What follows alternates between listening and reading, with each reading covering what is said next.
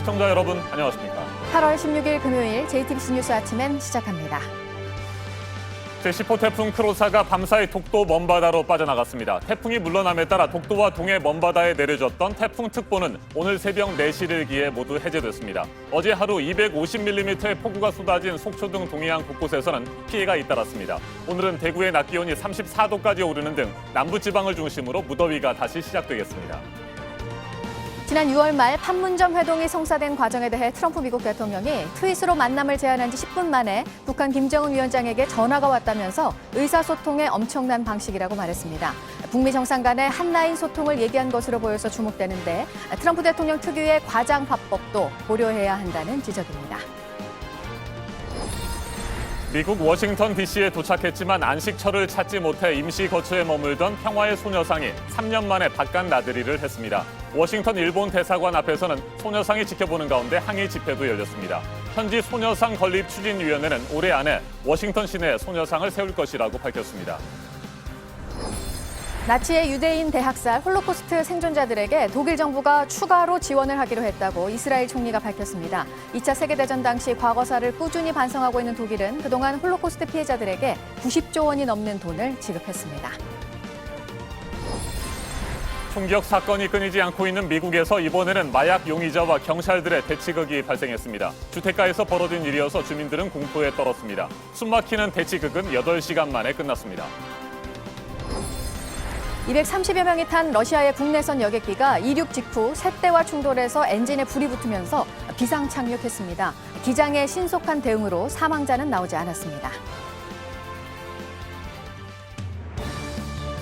강원도 동해안을 중심으로 어제 많은 비를 뿌렸던 제10호 태풍 크로사가 밤사이 독도 먼바다로 빠져나갔습니다. 태풍이 물러남에 따라 독도와 동해 먼바다에 내려졌던 태풍특보는 오늘 새벽 4시를 기해 모두 해제됐습니다. 어제 하루 250mm의 폭우가 쏟아진 속초 등 동해안 곳곳에서는 피해가 잇따랐습니다. 네, 역시 폭우가 내린 강릉에서는 펜션을 운영하는 60대 여성과 아들이 지금 실종 상태입니다. 경찰이 주변의 계곡 쪽으로 현재 수색 작업을 하고 있습니다. 비는 오후까지 이어지다 그치겠습니다. 이재승 기자입니다. 강원도에 많은 비를 뿌렸던 제10호 태풍 크로사가 오늘 새벽 동해 먼바다로 빠져나갔습니다. 새벽 3시 기준으로 독도 북동쪽 170km 부근 해상을 지나면서 우리나라는 태풍의 영향권에서 완전히 벗어났습니다. 새벽 4시를 기해 독도와 동해 먼바다에 내려졌던 태풍특보도 모두 해제됐습니다. 태풍은 앞으로 북동진하면서 내일 새벽에 일본 삿포로 서쪽 바다에서 소멸할 것으로 보입니다. 어제 하루 태풍 크로사의 영향으로 강원도 속초 설악동에 250mm의 폭우가 쏟아지는 등 곳곳에서 피해가 잇따랐습니다. 어젯밤 강릉에서는 펜션을 운영하던 어머니와 아들이 실종됐다는 신고가 접수됐습니다. 실종된 모자는 어제 낮 폭우로 계곡물이 불어나자 자신들이 운영하던 펜션 주변 안전조치를 위해 나갔다가 연락이 끊긴 것으로 알려졌습니다. 속초 등지에서는 도로와 주택이 물에 잠겼고 빗길 교통사고도 잇따랐습니다. 울산 주전 몽돌 해변에선 파도에 휩쓸린 27살 박모 씨가 숨진 채 발견됐습니다. 오늘은 서울 등 중부지방과 남부 일부 지역에서 5에서 10mm의 약한 비가 오락가락 내리다 낮에 그치겠습니다. 낮 기온은 서울 31도, 광주 32도, 대구 34도 등 어제보다 3, 4도 높겠습니다. 특히 폭염특보가 발효 중인 남부 내륙 지역을 중심으로 극심한 무더위가 예상됩니다. JTBC 이재승입니다. 도널드 트럼프 미국 대통령과 김정은 북한 국무위원장이 지난 6월 30일 판문점에서 깜짝 만남을 가졌죠. 트럼프 대통령이 당시 만남의 성사 과정을 소개했습니다. 트위터로 만나자고 제안한 지 10분 만에 김 위원장으로부터 전화가 왔다, 이렇게 밝혔습니다. 물론 과장된 화법일 가능성도 배제할 수 없습니다. 이지은 기자가 보도합니다. 트위터로 만남을 제안한 지 10분 만에 김 위원장으로부터 전화가 걸려왔다. 트럼프 대통령이 최근 미국의 한 지역 라디오 방송 인터뷰에서 밝힌 내용입니다. 지난 6월 말 G20 정상회의 참석차 일본 오사카에 머물던 중 김 위원장에게 만나자며 깜짝 회동을 제안한 일을 언급한 겁니다. 또 10분 만에 통화가 이루어진 것을 두고 말도 안 되는 믿기 어려운 일이었다고 했습니다. 트위터는 의사소통을 하는 엄청난 방식이라고도 덧붙였습니다. 일각에선 트럼프 대통령이 막혀있는 북미 관계를 풀기 위해 양 정상의 한라인 케미를 강조했다는 분석이 나옵니다. 하지만 김 위원장으로부터 직접 전화를 받은 건지 실제 10분 만에 통화를 한 건지 여부는 확실치 않습니다. 평소 트럼프 대통령은 자신에게 유리한 과장된 화법을 종종 쓰기 때문입니다. 트럼프 대통령과 김 위원장은 지난해 싱가포르 북미 정상회담 당시 서로 직통 번호를 교환한 것으로 알려졌습니다. 하지만 실제 이 방식으로 소통했는지는 확인되지 않았습니다. JTBC 이지은입니다. 일제시대 강제징용 피해자들은 일본 정부의 사죄와 피해 배상을 아직까지 받지 못하고 있죠. 당시 국민학교 6학년 때 일본에 강제로 끌려간 김옥순 할머니도 마찬가지입니다. 김 할머니의 기억이 흐려지고 있는데 치매까지 시작되면서 생생한 증언도 어려운 상황입니다. 백민경 기자가 할머니를 만났습니다. 이러다가 치매 걸려서 거시기 걸려. 근데 몸빼 입었었는데 어째서 그렇게 끌려 들어갔는가 몰라. 아유, 불쌍하게 갔어. 1944년 어린 소녀는 일본에 갔습니다. 돈을 벌게 해주겠다는 말에 속았던 겁니다. 끔찍한 기억은 그렇게 시작됐습니다. 기계 속에 들어가서 이러다가 끌려 들어간 거 하나 봤어. 공장에서. 같이 일하시던. 아유, 그때 얼마나 울고 막 난리를 냈었어. 그런데도 소양도 없어. 일본 후지코시는 우리나라 어린 소녀들을 가장 많이 징발한 군수 기업입니다. 키가 작아서 나무 상자 위에 올라가 무기를 만들었다. 일본 사람이 먹고 버린 수박 껍질을 먹기도 했다. 당시 징용돼 혹사당한 소녀들이 남긴 증언입니다. 선생님이 되고 싶었던 평범한 소녀는 75년이 흘러 90살의 할머니가 됐습니다. 곁에 아무도 없이 쪽방에서 홀로 살아갑니다. 할머니는 그동안 후지코시를 상대로 힘겨운 싸움을 벌였습니다. 손해배상 청구 소송에서 이겼지만 1억 원에 달하는 위자료는 받지 못하고 있습니다. 아이고 돌라고 해도 주도 않는 놈들이야. 그놈들이 얼마나 악중들인데 돈 내놓으라고 한다고 돈 주겠어. 그놈들이 나쁜 놈들 아주. 지금 죄를 모르고 지랄들던 게. 일본 놈도 상경덕이도 싫어. 몇 달 전부턴 또 다른 공포가 찾아왔습니다. 치매가 시작돼 기억이 흐려지고 있습니다. 모르고서 그때 다 잊어버렸어. 생각도 안 나. 고생한 생각하면 그때 생각도 안 난다니까. 잊어버렸어. 완전히 잊어버렸어. JTBC 백민경입니다. 미국 워싱턴 DC에 도착했지만 안식처를 찾지 못해 임시 거처에 머물던 평화의 소녀상이 3년 만에 바깥 나들이를 했습니다. 워싱턴 일본 대사관 앞에서는 소녀상이 지켜보는 가운데 항의 집회도 열렸습니다. 현지 소녀상 건립 추진위원회는 올해 안에 워싱턴 시내에 소녀상을 세울 것이라고 밝혔습니다. 워싱턴 임종주 특파원입니다. 평화의 소녀상 위로 밝은 햇빛이 내리쬐입니다. 오랜만에 워싱턴 시내 나들입니다. 일본 대사관 앞에 도착하자 항의 집회가 시작됐습니다. 참석자들은 일본이 전쟁 범죄를 인정하고 할머니들께 사과하라고 촉구했습니다. 대한제국 공사관 앞에선 현지 시민들과 한인들이 함께하는 시간도 가졌습니다. 소녀상의 바깥 나들이는 거의 3년 만입니다.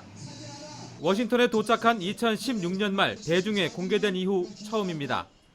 여러 방해 때문에 아직 설 자리를 찾지 못했기 때문입니다. 소녀상이 워싱턴 DC 근교에 와 있는데 우리가 아직 장소를 찾지 못하고 이렇게 가슴 아프게 있는데 광복절을 기리면서 소녀상도 햇볕을 좀 보고 그리고 광복절의 의미도 좀 다시 한번 되새기고. 소녀상은 하루 동안의 짧은 외출을 마치고 다시 임시거처로 향했습니다. 건립추진위원회는 올해 안에 워싱턴 시내에 소녀상을 세우겠다는 계획입니다. 그렇게 되면 캘리포니아와 미시간, 조지아, 뉴욕에 이어 미국 내에선 5번째가 됩니다. 그러나 수도가 갖는 정치적 의미와 비중을 고려하면 그 상징성은 훨씬 클 것으로 건립위 측은 보고 있습니다. 워싱턴에서 JTBC 임종주입니다.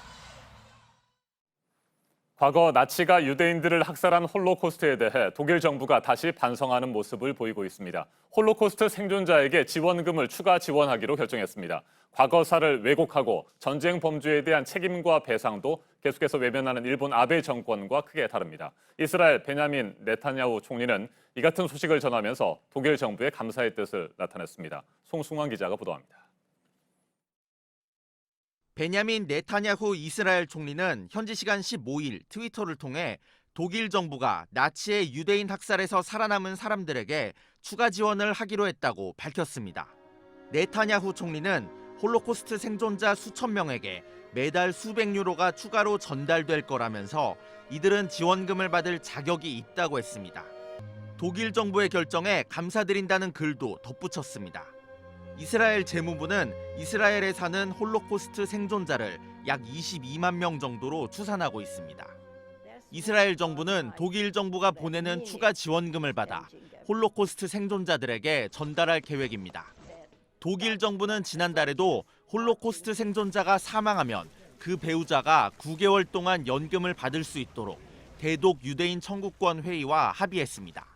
독일 정부는 2차 세계대전 이후 과거사를 꾸준히 반성하며 홀로코스트 피해자들에게 약 800억 달러, 우리 돈으로 93조 원 가량을 지원했습니다. 지난달 독일 제1당인 기독민주당의 안네크레트 크람프 카렌바우어 대표는 현지 언론 인터뷰에서 독일의 10대 학생들이 학교 교육과정으로 홀로코스트 관련 시설을 의무적으로 방문하도록 해야 한다고 말했습니다. JTBC 송승환입니다. 총격 사건에 대해 불안감이 커지고 있는 미국에서 이번에는 마약 용의자가 경찰에게 총격을 가해서 6명이 다쳤습니다. 이 남성이 8시간 동안 경찰과 대치하는 동안 주민들은 또 불안에 떨었습니다. 부소현 특파원입니다. 사건은 현지 시간 14일 오후 4시 30분쯤 펜실베니아주 필라델피아의 한 가정집에서 발생했습니다. 마약 용의자 모리스 힐은 영장 집행을 하러 온 경찰들에게 총격을 가했습니다. 갑작스러운 총격에 경찰 2명이 용의자 힐과 함께 집안에 갇혔고 이때부터 경찰과 용의자 간의 대치가 시작됐습니다. 같은 건물에 있던 주민 3명도 총격 때문에 밖으로 나가지 못하고 갇혀버렸습니다. 목격자들은 100발이 넘는 총소리를 들었다고 전했습니다. 대치극이 이어지며 주변 도로는 모두 통제되고 인근 주민들도 대피했습니다. 투항할 기미를 보이지 않던 용의자를 설득한 사람은 예전에 용의자를 위해 일했던 변호사입니다. 용의자의 전화를 받은 변호사가 용의자와 얘기를 나누는 동안 경찰 특수기동대가 갇혀있던 경찰과 주민들을 구조하고催涙가스를 발포해 집안에 있던 용의자를 체포했습니다. Sort of speaking to him right from one man to another man, from a father to a father, and somebody who he appreciates my opinion. Come on out of there, man. 총격 과정에서 다친 경찰 6명은 모두 병원에서 치료를 받고 퇴원했습니다. 로스앤젤레스에서 JTBC 부소연입니다. 러시아 여객기에서 또 아찔한 상황이 발생했습니다. 국내선 여객기가 이륙 직후에 샛대와 부딪혀서 엔진에 불이 붙었는데 다행히 기장이 옥수수밭에 여객기를 무사히 착륙시켰습니다. 230여 명 가운데 탈출 과정에서 70여 명이 가벼운 부상을 입었고 사망자는 나오지 않았습니다. 이지은 기자입니다. 현지 시간으로 15일 모스크바 동남쪽 주코프 공항에서 우랄항공 소속의 에어버스 여객기가 이륙했습니다. 승객과 승무원 등 233명이 타고 크림반도로 가던 중이었습니다. 그런데 곧바로 갈매기 떼와 충돌했습니다. 타스통신은 새들이 양쪽 날개 2개 엔진에 빨려 들어가면서 한 개 엔진에 불이 났다고 보도했습니다. 또 기장은 불이 동체에 옮겨 붙기 전에 민첩하게 동체 착륙을 결정했다고 했습니다. 엔진을 모두 끈 뒤 착륙 바퀴를 이용하지 않고 여객기 몸체로 천천히 내려앉는 방식입니다. 동체 착륙은 비상시에만 시도하는 고난이도 방식입니다. 다행히 활주로에서 약 1km 떨어진 곳에 옥수수밭이 있어 착륙할 수 있었습니다. 이날 사고로 75명이 다쳤지만 대부분 가벼운 타박상으로 알려졌습니다. 러시아 항공교통국은 공항의 조류 퇴치 시스템이 제대로 작동했는지 여부를 조사할 예정입니다. JTBC 이지은입니다. 영국령인 지브롤터가 억류한 이란 유조선을 40여일 만에 풀어줬습니다. 계속 억류를 해달라는 미국 측의 요청을 받아들이지 않은 건데요. 이란이 억류하고 있는 영국 유조선의 석방을 위한 조치로 보입니다. 김성탁 특파원이 전해왔습니다. 지브롤터가 영국 해군과 함께 지난 4일 억류한 이란 초대형 유조선 그레이스 1호입니다. 지브롤터 대법원은 이 선박에 대한 억류 해제를 승인했습니다. 로이터 통신은 그레이스 1호의 뱃머리가 180도 방향을 틀었다고 전했습니다. 소형 선박을 타고 두 사람이 유조선으로 올라가 선원들과 악수하는 모습도 포착됐습니다. 억류가 풀려 떠날 준비를 하는 것으로 보입니다. 미국 법무부가 많은 혐의가 있으니 계속 억류해달라고 요청했지만 받아들이지 않았습니다. 이란 측은 그레이스 1호에 실린 원유를 시리아로 보내지 않을 것이라고 지브롤터에 약속했습니다. 시리아로 가면 유럽연합의 제재 대상이 되기 때문입니다. 이란이 보복으로 억류한 영국 유조선 스테나 임페로호를 풀어줄 가능성이 있습니다. 모하마드 자바드 자리프 이란 외무장관은 미국이 그레이스 1호의 석방을 반대한 것은 해적질 시도라고 비난했습니다. 영국과 이란의 갈등은 줄어들 여지가 생겼지만 미국과 이란의 대립은 더 심해질 전망입니다. 런던에서 JTBC 김성탁입니다. 홍콩에서 범죄인 인도 법안에 반대하는 시위를 이어가고 있는 시민들, 지금 또 한 번 긴장감이 높아지고 있는 게 주말에 지금까지 중에 가장 큰 규모가 될 것으로 보이는 집회가 예정이 되어 있습니다. 홍콩까지 10분이면 간다는 중국군의 협박도 나오고 있는 상황인데요. 이런 상황에서 또 봐야 하는 게 미국의 입장인데 무슨 일이 일어날지 지켜보자면서 일단 거리를 뒀던 트럼프 대통령이 조금 더 목소리를 냈습니다. 보도국 연결해서 알아보도록 하겠습니다. 안태훈 기자, 중국 시진핑 주석을 향해 말을 했죠? 네, 그렇습니다. 네. 미국의 여론을 보는 것 같습니다. 여야를 막론하고 현재 미국 정치권에서는 트럼프 대통령이 중국에 대해서 강력한 경고음을 내야 한다. 이런 지적들이, 이런 주문들이 잇따르고 있습니다. 트럼프 대통령은 미 동부 현지 시간으로 15일 트윗을 통해서 시 주석이 시위대와 직접 개인적으로 만난다면 홍콩 문제에 대한 해피엔딩이 있을 것으로 믿어 의심치 않는다라고 언급했습니다. 그러면서 전날 띄웠던 트윗도 함께 올렸습니다. 이를 놓고 미국 언론들은 그동안 보여줬던 미국의 홍콩 사태 불개입 기조에 변화를 보여주는 것인지 주목된다고 분석했습니다. 블룸버그 통신은 다만 중국 지도자가 홍콩 시위대와의 협상에 합의하는 건 전례가 없었던 일이어서 현실화될 가능성에는 회의적인 시각이 많다라고 지적하기도 했습니다. 네, 지금 얘기도 했지만 지금 가장 큰 관심은 중국이 홍콩 시위에 무력을 투입할지이고 그 가능성을 경고한 것으로 보이는 일이 또 있었다고요? 네, 그렇습니다. 홍콩 시위대를 진압하기 위한 훈련이 홍콩과 인접한 지역에서 포착이 된 것입니다. 외신들에 따르면 중국 광둥성 선전에 있는 한 종합 경기장에 병력은 물론 장갑차도 발견이 됐고요.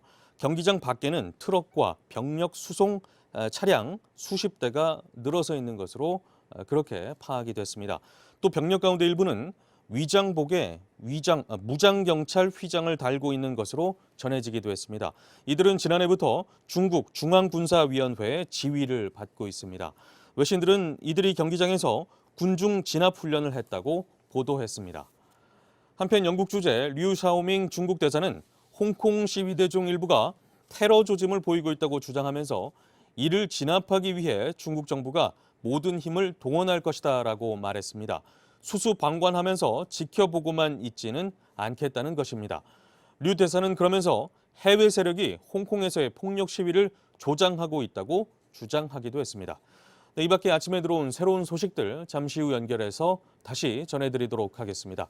네, 지금까지 아침엔 지금 JTBC 안태훈입니다. 이번에는 오늘 아침 체크해봐야 할 뉴스들을 분야별로 살펴보겠습니다. 먼저 정치 분야입니다. 광복절인 어제 이낙연 국무총리가 서울 수유리에 있는 광복군 합동묘역을 참배했습니다.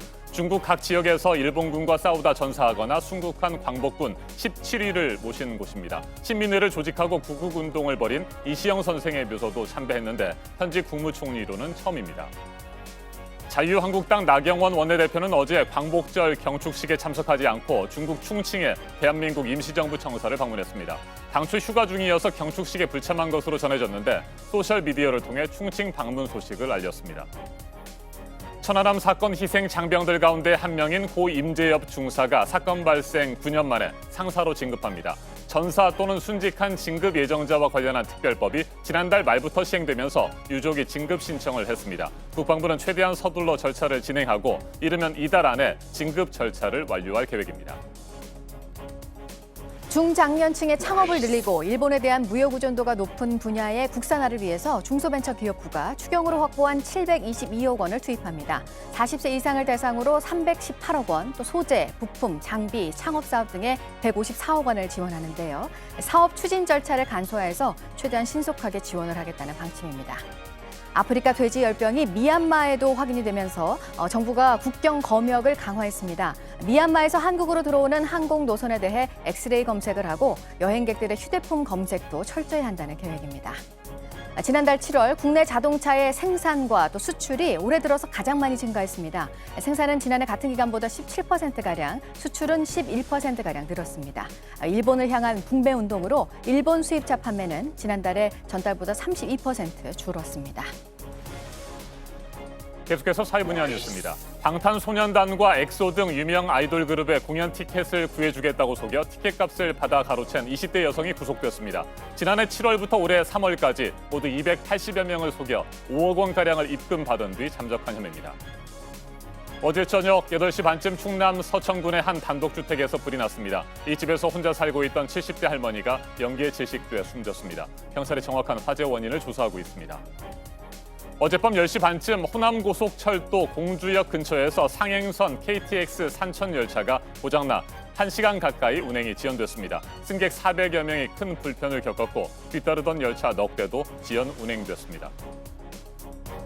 항일 영화로 주목을 받고 있습니다. 독립군의 승리를 그린 영화 봉오동 전투. 광복절이었던 어제 관객 300만 명을 넘어섰습니다. 천만 영화인 국제시장이 300만 명을 돌파한 게 개봉 열흘 만이었는데 이보다 하루 빠른 9일 만이었습니다. 제1회 평창 남북평화영화제가 오늘 평창 올림픽 스타디움에서 시작이 됩니다. 강원도에서 처음 열리는 국제영화제입니다. 평화와 관련된 주제를 담은 33개 나라의 80여 편 영화가 상영이 됩니다. 인천국제 1인 미디어 페스티벌이 오늘과 내일 이틀 동안 송도에서 열립니다. 국내 유명 크리에이터 70여 명이 참가를 합니다. 1인 미디어 산업 관련 전시도 있습니다. 민주평화당의 비당권파 의원들이 오늘 앞서 선언한 대로 최종 탈당을 합니다. 탈당계가 오늘 처리가 됩니다.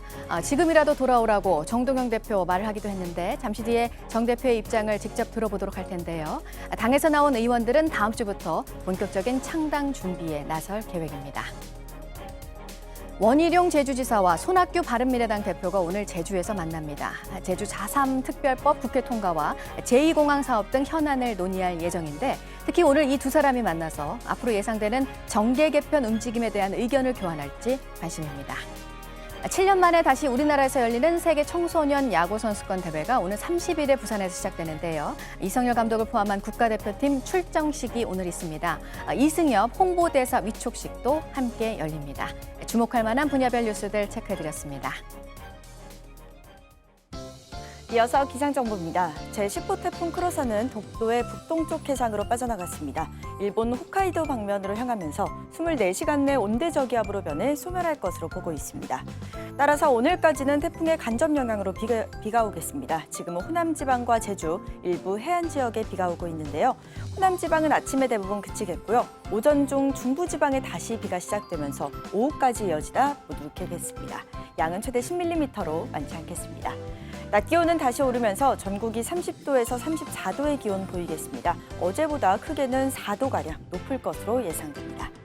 오늘 서울이 31도, 광주가 32도, 대구가 34도까지 오르겠습니다. 북한도 함흥이 34도로 더위가 기승을 부리겠습니다. 내일 다시 전국 곳곳에 비 소식이 있습니다. 주말 동안 오늘과 비슷한 수준의 더위 이어지겠습니다. 기상정보였습니다.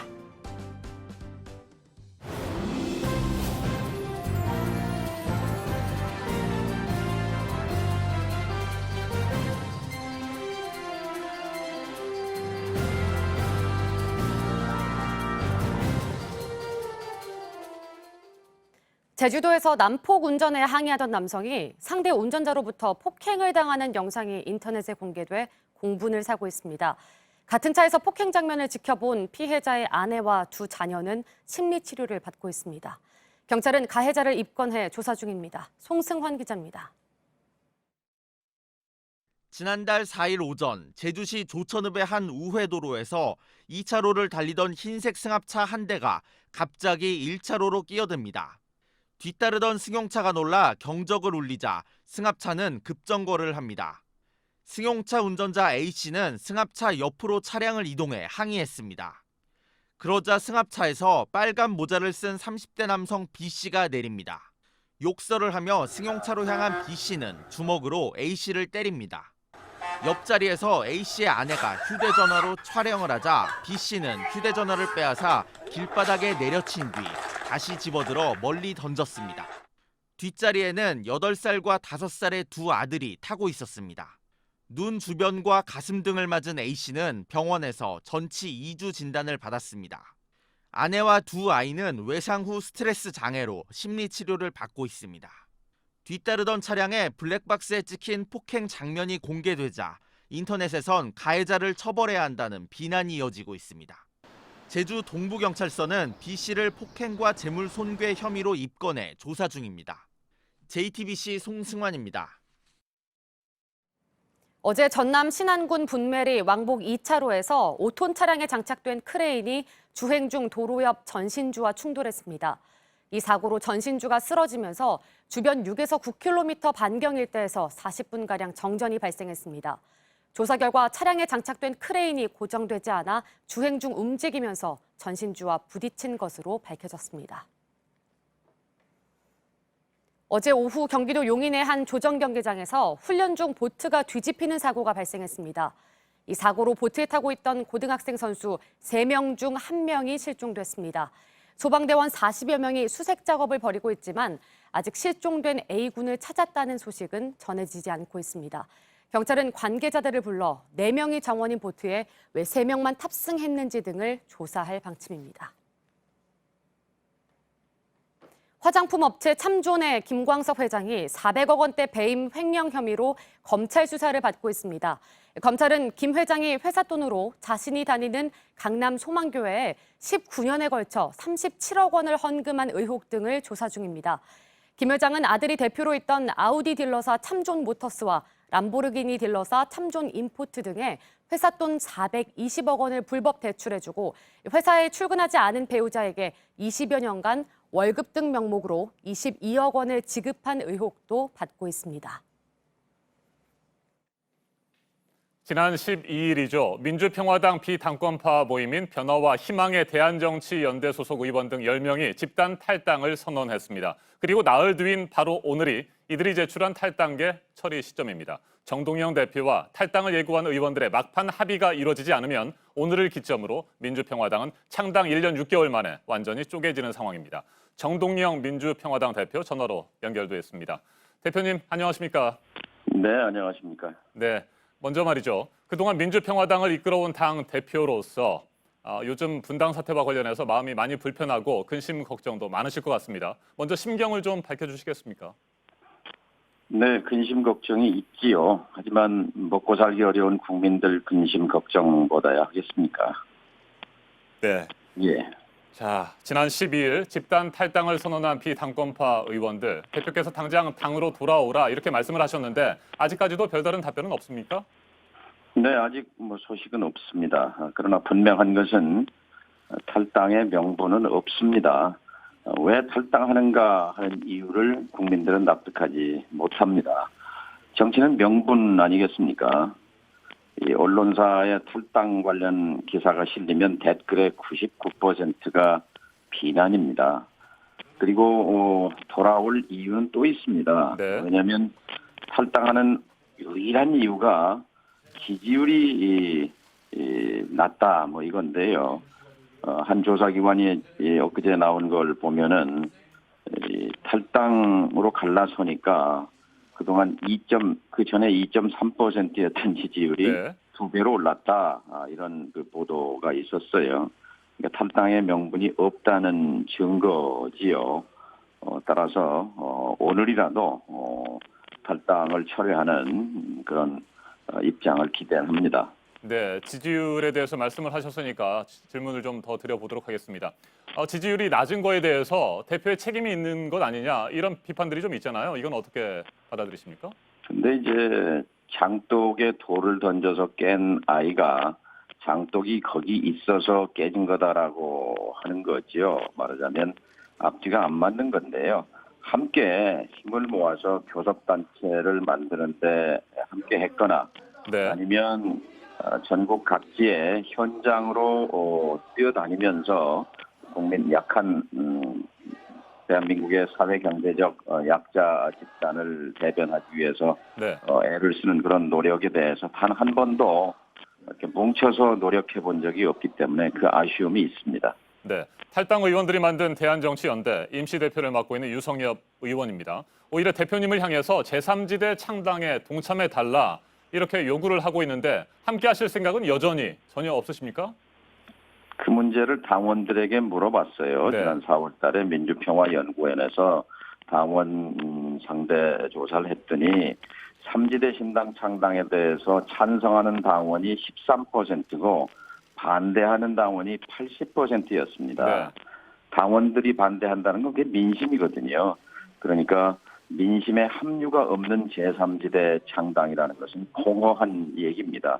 왜 3지대냐, 왜 탈당이냐 하는 데 대해서 뚜렷한 이유를 댈 수 없는 거죠. 그리고 현실적으로 제3지대라는 게 현재는 실체가 보이지 않습니다. 네, 대표님과 함께 민주평화당에 남아있는 다른 의원들도 같은 입장인가요?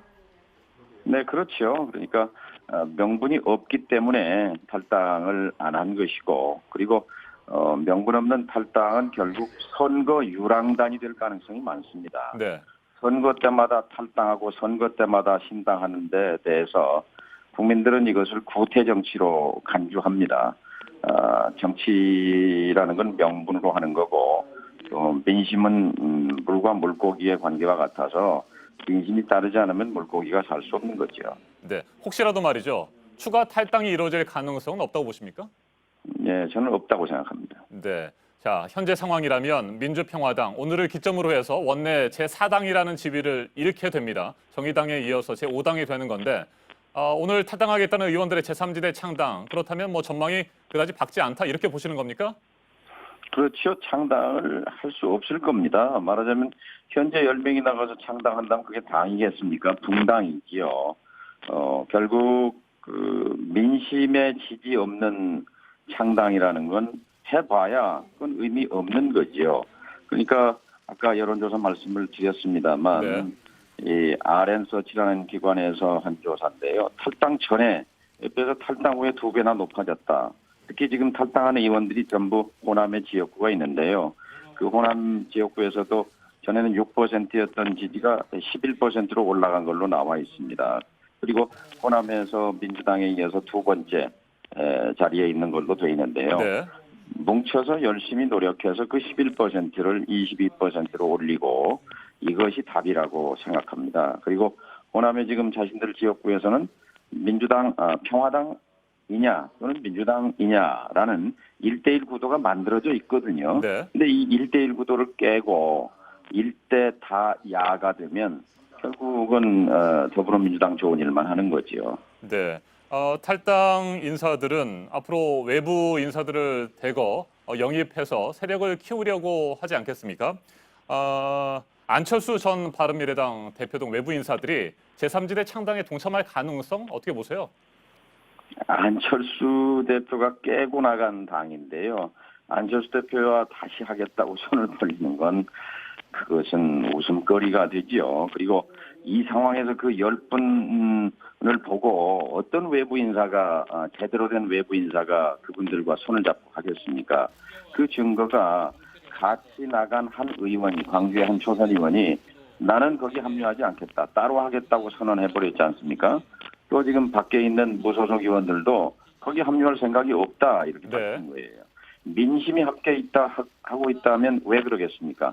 나도 함께 하겠다. 나도 함께 하겠다고 나서겠죠. 그런데 민심이 거기에 있지 않다고 보기 때문에 나도 거기 같이 안 한다. 나도 안 한다. 뭐 이런 것들이 이어지고 있는 거죠. 네, 마지막 그런데 순간이라도 돌아오길 바랍니다. 예, 그런데 민주평화당 원외 지역위원장 26명도 탈당을 하지 않았습니까? 이건 어떻게 보세요? 원외위원장이라고 하는데 그중에 절반은 지역위원장이 아닙니다. 네. 그냥 같이 하고 있는 그 주변에 있는 인사들 이름을 다 모아서 뭐 20몇 명이라 그랬는데 그 절반은 원외위원장이 아닙니다. 네. 자, 그런데 일각에서는 말이죠. 뭐 여러 가지 비판들도 나오고요. 특히 박지원 의원과 관련해서는 뭐 박지원 의원이 공천권을 요구해 왔다. 이렇게 대표님이 뭐 사실상 비판을 하지 않았습니까? 이에 대한 생각은 여전히 변함이 없습니까? 제가 만났을 때 비대위를 하지 않으면 결사체를 만들겠다 이렇게 공언을 했거든요. 공식적으로. 그러니까 거기에 따라서 말하자면 비대위라는 것은 지도부의 총사표인데요.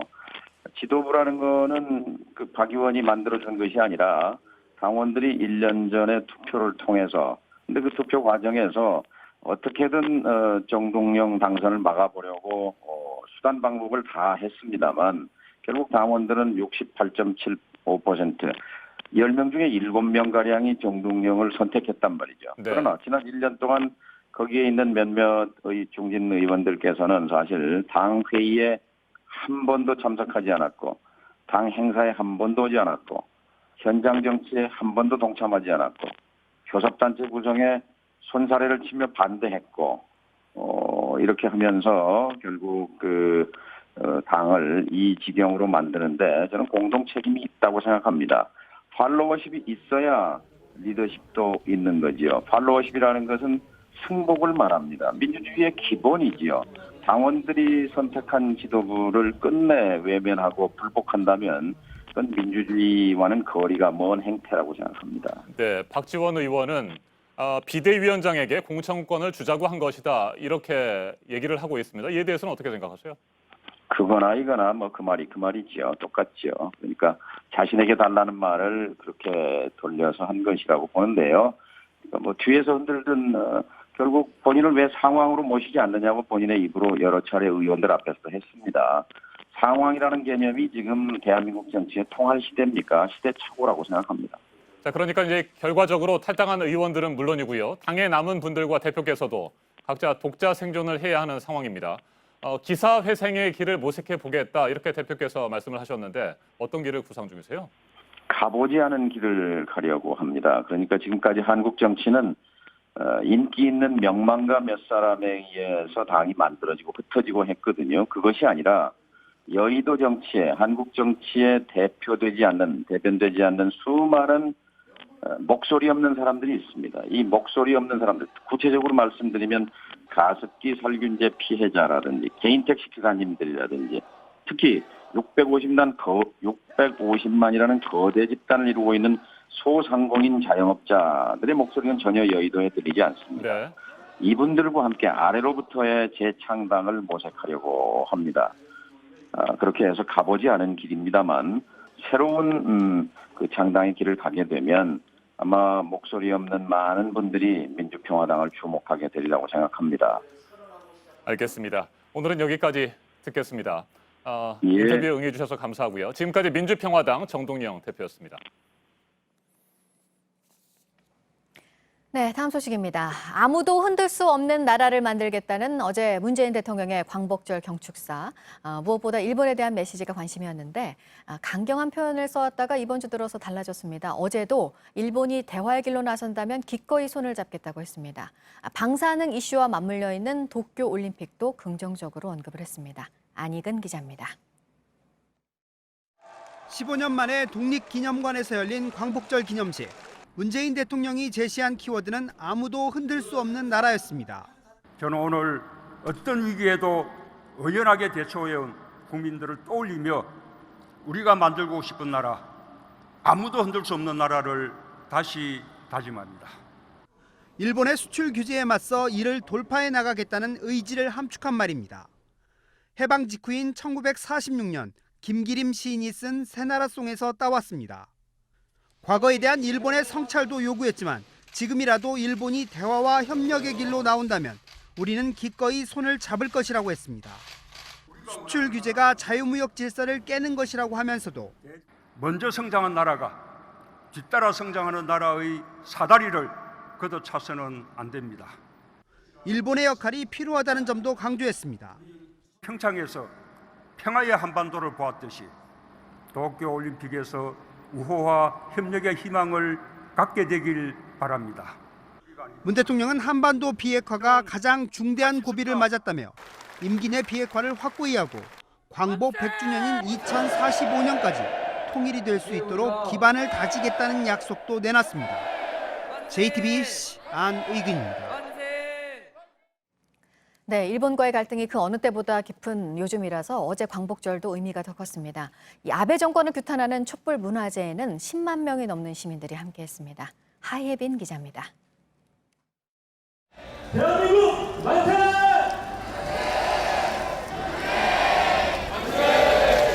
만세! Newsreel war correspondents and Army and Navy cameramen.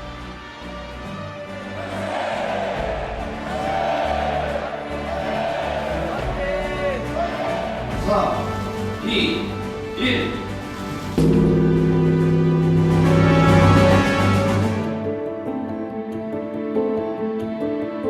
한결대로 회상하라!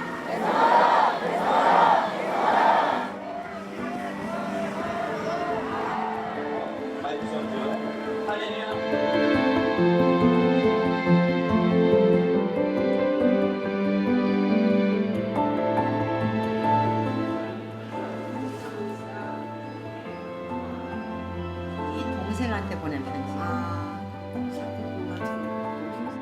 잊지 말고 저저 찾을까?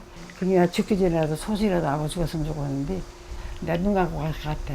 시간 가는데 시간이 이렇게 하루같이 바삐 가는데 어떻게 2019년 8월 15일 제74주년 광복절 하루엔 기쁨, 분노, 그리고 아픔이 모두 한데 담겼습니다. JTBC 하혜빈입니다. 네, 그런가 하면 어제 광화문 광장에서는 이 빨갱이는 물러가라는 구호를 외친 광복절 기념 집회도 있었습니다. 류정화 기자가 전해드립니다. 태극기를 든 사람들이 광화문 광장을 가득 메웠습니다.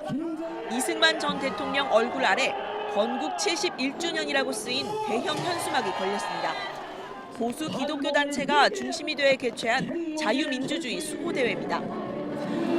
만일이 애국입니까?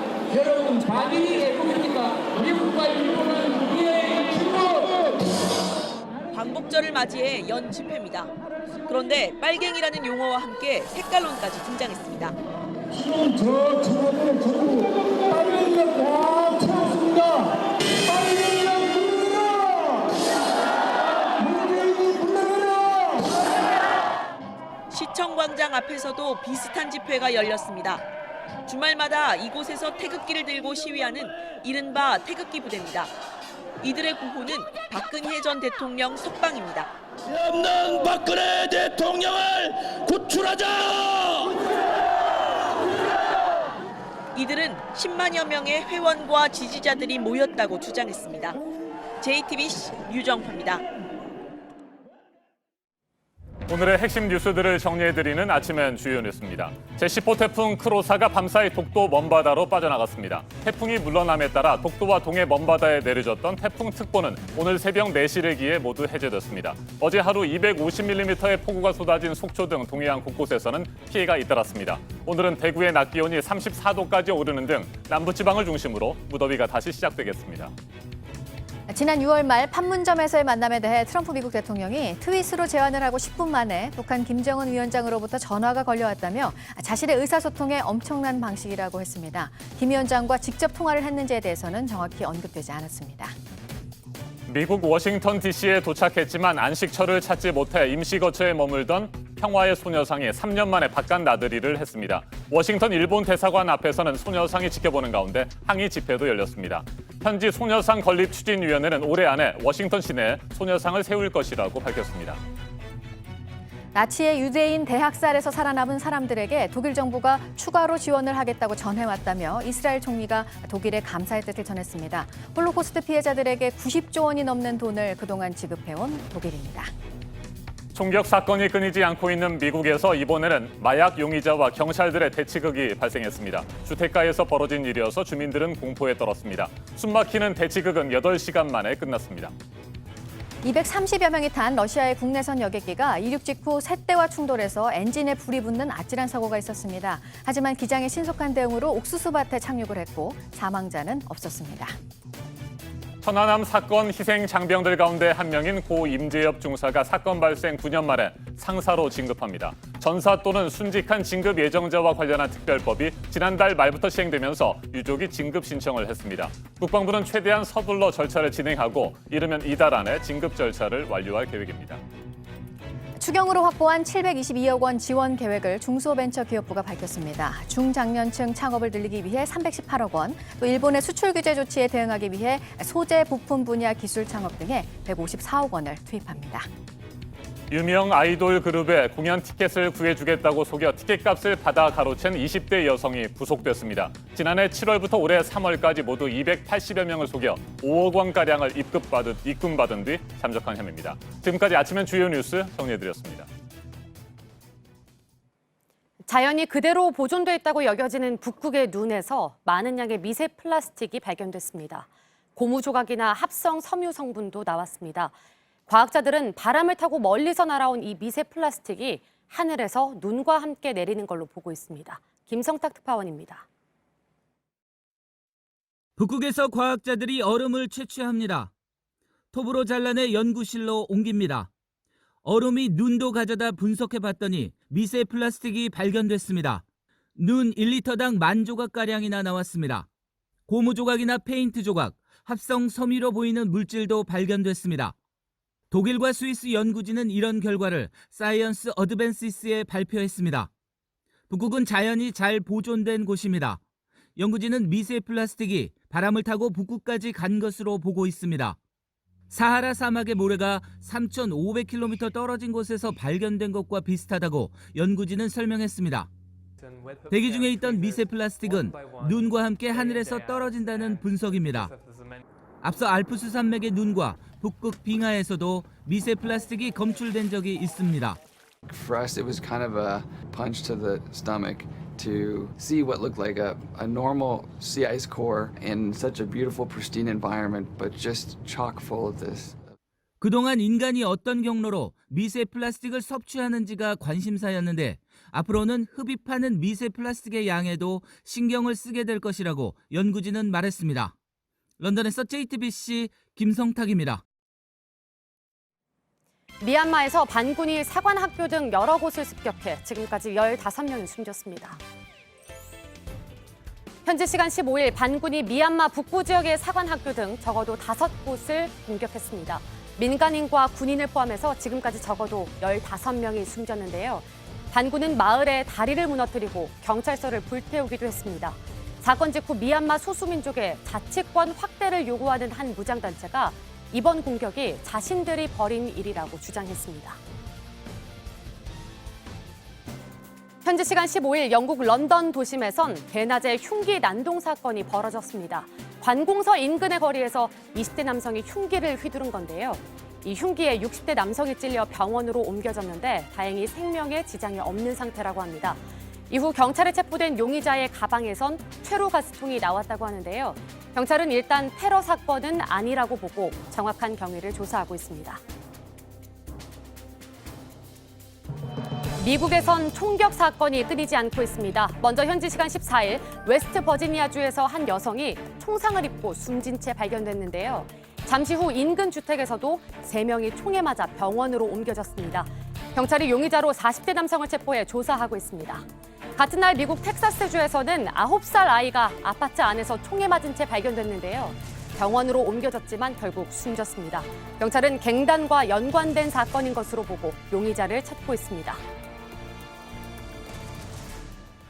기후변화 문제의 심각성을 알리기 위해 스웨덴의 10대 환경운동가가 작은 요트로 북대서양을 건너는 모험에 나섰습니다. 소녀는 다음 달 미국 뉴욕에서 열리는 UN 기후행동 정상회의에 참석하기로 했는데요. 환경오염을 일으키는 항공기나 유람선 대신 친환경 요트를 타고 가기로 했습니다. 현지 시간 14일 영국에서 출발했는데 북대서양을 건너 미국에 도착하기까지 장장 2주가 걸릴 예정입니다. 소녀는 사람들이 이번 여정을 지켜보며 환경 문제에 대해 다시 한번 생각했으면 좋겠다고 말했습니다.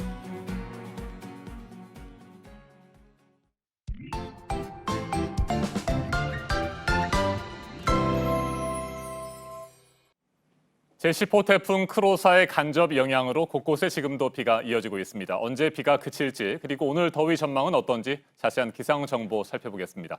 김연아 캐스터, 지금 태풍은 어디쯤을 지나고 있습니까? 네, 태풍 크로사는 밤사이 독도 북동쪽 해상으로 빠져나갔습니다. 이후 점차 일본 홋카이도 부근으로 향하면서 24시간 내 온대 저기압으로 변해 소멸할 것으로 보고 있습니다. 따라서 오늘까지는 태풍의 간접 영향으로 비가 오겠습니다. 현재 호남과 제주 또 일부 해안 지역에 이어지고 있는데요. 호남 지방의 비는 아침에 대부분 그치겠습니다. 이후 오전 중 중부 대부분 지역에 다시 비가 시작되겠고요. 중부 지방도 오후까지 이어지다가 모두 개겠습니다. 네, 앞으로 내릴 비의 양은 그렇게 많지는 않군요. 네. 오늘 낮 기온은 5에서 10mm? 네. 오늘 낮 기온은 또 크게 오르는 겁니까? 네, 어제 비가 내리면서 더위가 다소 주춤했습니다. 대부분 30도를 밑돌면서 이렇게 더위가 누그러들었었는데요. 오늘은 어제보다 3, 4도 정도 기온이 더 오르겠습니다. 거의 모든 지역이 30도를 넘어서겠고요. 일부 영남 지역은 35도 가까이 오르는 곳도 있겠습니다. 오늘 낮 최고 기온은 서울이 31도, 또 광주 32도, 강릉 33도, 대구는 34도까지 오르겠습니다. 네, 대구가 34도로 가장 많이 올라가겠군요. 이번 주말의 날씨는 어떻습니까? 네, 이번 주말 대체로 오늘과 비슷한 기온은 이어지겠습니다. 아주 강한 찜통 더위는 아니지만 한여름 더위가 기승을 부리겠고요. 내일은 흐린 가운데 다시 비 소식이 있습니다. 아침에 수도권 등 중부지방을 시작으로 점차 비구름이 남쪽으로 이동하면서 낮에는 충청도와 전북, 경북, 오후에는 남부지방에 비가 오겠습니다. 양은 최대 20mm로 예상됩니다. 모레 일요일에는 맑은 하늘 펼쳐지겠습니다. 가끔 구름만 지나면서 낮 동안 볕이 강할 것으로 예상됩니다. 나들이 가시는 분들은 한낮 야외 활동은 가급적 피하셔야겠습니다. 네, 다음 주 수요일까지 비는 없고 대체로 맑고 무더운 날씨가 이어지겠군요. 네, 토요일에 잠시 비 소식이 있고요. 이후에는 가끔 구름 많고 또 맑은 하늘 펼쳐지겠습니다. 다음 주에는 기온이 더 오를 것으로 예상됩니다. 네, 오늘의 날씨 몇 가지 키워드로 정리를 다시 한번 해보죠.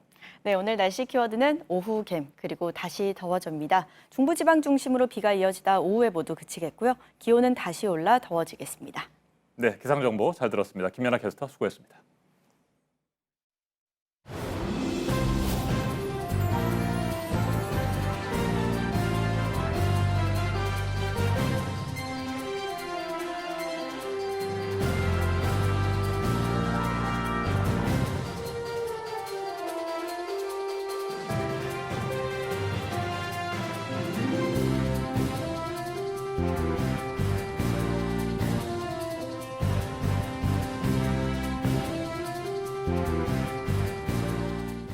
네, 금요일 아침 7시 51분 지나고 있습니다.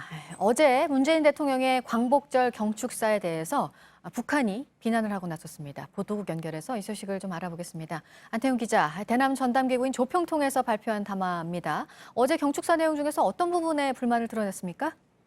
어제 경축사에서 문재인 대통령은 평화 경제를 강조했습니다. 남북 협력을 통해서 평화 경제를 이루겠다라는 것인데 이 부분을 지적하고 나선 것입니다. 말대로라면 남측이 평화 체제를 구축하기 위해서 노력하고 있다라는 얘기인데 실상은 그렇지 않다라고 주장한 것입니다. 또 최근 한반도 상황과 관련해서 이 고비를 넘어서면 한반도 비핵화가 성큼 다가오고 남북 관계도 큰 진전을 이룰 것이라고 문 대통령이 말한 내용도 꼬집었습니다. 이번 합동 군사 연습이 끝난 다음 저절로 대화 국면이 찾아오리라고 망상하면서 앞으로의 북미 대화에서 어부지리를 얻으려고 기웃거리고 있다라는 것입니다. 그러면서 그런 미련은 미리 접는 게 좋을 것이라고 언급하기도 했습니다. 다음은 광복절을 맞아 현지 시간으로 15일 미국 뉴욕에서도 일본을 규탄하는 시위가 열렸다라는 소식입니다. 뉴욕 맨하튼의 일본 총영사관 앞에서 현지 교민들은 일본의 과거사 반성을 촉구하고 한국에 대한 아베 정부의 수출 규제를 규탄했습니다. 인근 뉴욕주와 뉴저지주에 거주하는 교민 30여 명도 참석을 해서 노 아베를 외쳤습니다. 네, 그리고 미국과 중국 간의 무역 협상에 대해서요. 앞서 미국이 중국에 대해서 추가 관세 부과를 미룬 바가 있습니다. 그런데 트럼프 대통령이 미국의 조건대로 합의가 돼야 된다 이런 말을 했네요. 네, 거듭해서 중국을 압박하는 모습입니다. 미국의 조건에 부합해야 한다 이렇게 말한 것입니다. 현지 라디오 방송과의 인터뷰에서 한 말인데요. 중국은 합의를 이루기를 원할 것이고 그것은 적절한 조건으로 합의돼야 한다면서 그렇지 않으면 합의하는 목적이 무엇인가라고 반문했습니다. 트럼프 대통령은 또 무역 갈등으로 인한 투자자들의 우려와 관련해 며칠 동안 좋지 않은 날들을 보냈다면서도 향후 전망에 대해선 아주 좋은 날을 보낼 것이다 라면서 낙관적인 입장을 밝히기도 했습니다.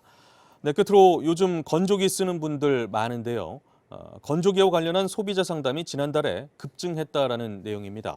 소비자원, 그러니까 한국소비자원이죠. 여기하고 한국소비자단체 협의회에 따르면 지난달 접수된 소비자 상담 7만여 건을 분석한 결과 전기 의류 건조기에 대한 상담 건수가 전월 대비 3,848%나 급증했습니다. 지난해 같은 달과 비교해도 2,896%나 늘었습니다. 최근 들어 콘덴서 자동 세척 시스템이 적용된 건조기에 악취와 먼지낌 현상에 대한 문제가 온라인을 중심으로 제기된 바 있습니다. 네, 지금까지 아침엔 지금 JTBC 안태훈입니다.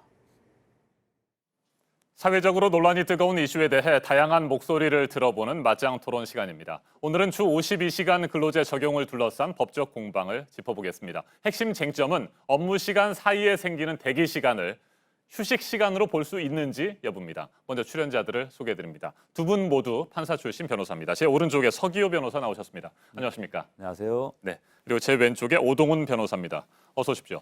안녕하세요. 네.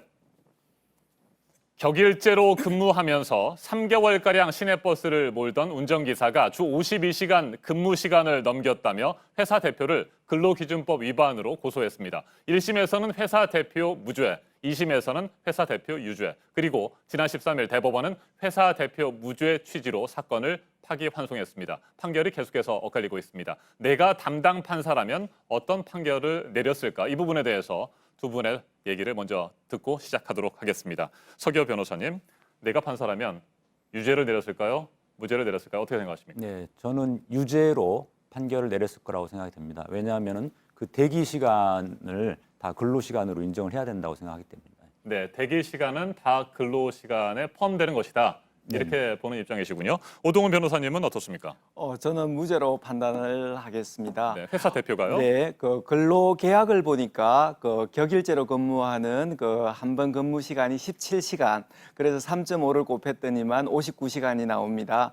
그런 그 근로 계약상에 그 17시간으로 되어 있지만 그 실질을 보니까 30분 넘는 휴게 시간이 6시간 이상이 된다는 것입니다. 그러면 그 6시간의 휴게 시간에 대해서 사용자의 지휘 감독이 미치느냐 이 부분에 대해서 입증을 해야 되는데 네. 엄격한 증명의 원칙상 검사께서 그 부분에 대해 증거를 대지 못했으므로 무죄라고 판단을 하는 것입니다. 네, 노동부는 현재 근로시간을 노동자가 사용자의 지휘 감독 아래 종속되어 있는 시간으로 해석을 하고 있습니다. 두 분께서도 말씀을 하셨습니다만 과연 이 휴식 시간을 노동시간, 근로시간으로 봐야 되는지 이 부분에 대해서 앞선 판결들이 엇갈리는 것처럼 두 분의 의견도 엇갈리는 것 같습니다.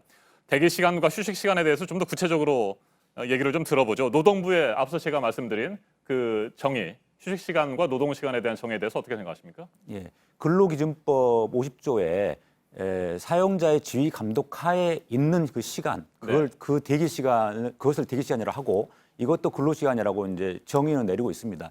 근데 문제는 뭐냐면 요 규정이 과거 산업화 초기 시대 대규모 공장에서 사람들을 모아놓고 일을 시킬 때는 사용자가 바로 옆에서 지휘 감독을 할 수 있고 하다 보니까 대기 시간이냐 그냥 온전한 휴식 시간이냐 이것을 구별하기가 그냥 쉬웠습니다.